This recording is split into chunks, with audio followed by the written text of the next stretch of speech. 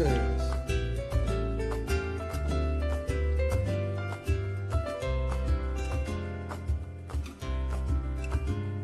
Yo quisiera decirle a la gente lo que mi alma siente cuando piensa en ti. Un amor que te besa en la frente, dulce y sonriente, contento y feliz. Madrecita María del Carmen, en mi corazón se me vuelve tu querer cante campero, y cantando te digo cuánto te quiero, flor bendita de mi vida y mi ilusión. Un altar tengo en mi pecho ardiente a la madre que me dio a mí el ser, una mujer tan bella y valiente, de inmaculada frente, ceñida de laurel. Madrecita María del Carmen, hoy te canto esta bella canción,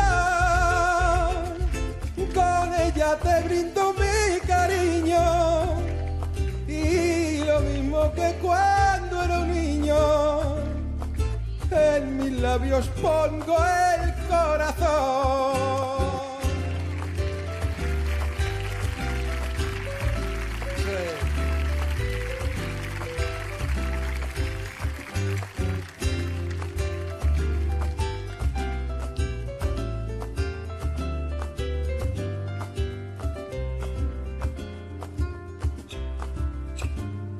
De rocío se llenan las flores que en la noche bella beben sin cesar, y mi alma se llena de amores cuando pienso en ella y empiezo a cantar.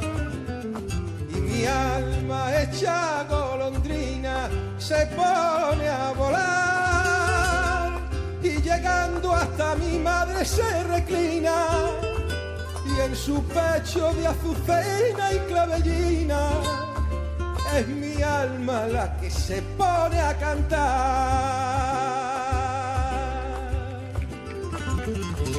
Un altar llevo en mi pecho ardiente a la madre que me dio a mí el ser, a esa mujer tan bella y valiente, de inmaculada frente, ceñida de laurel. Madrecita María del Carmen, hoy te canto esta bella canción, con ella te brindo mi cariño, y lo mismo que cuando era un niño, en tus labios pongo el corazón, con ella te brindo mi cariño, y lo mismo que cuando era un niño, en tus labios pongo, en tus labios pongo el corazón.